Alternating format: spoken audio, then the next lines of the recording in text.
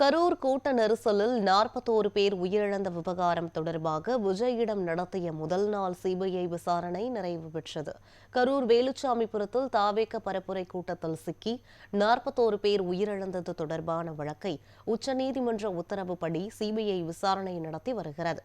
பொதுமக்கள், தாவேக நிர்வாகிகள் உள்ளிட்ட பல்வேறு தரப்பினரிடம் விசாரணை நடத்தப்பட்ட நிலையில் டெல்லியில் உள்ள சிபிஐ அலுவலகத்தில் விசாரணைக்கு ஆஜராக விஜய்க்கு சம்மன் அனுப்பப்பட்டது.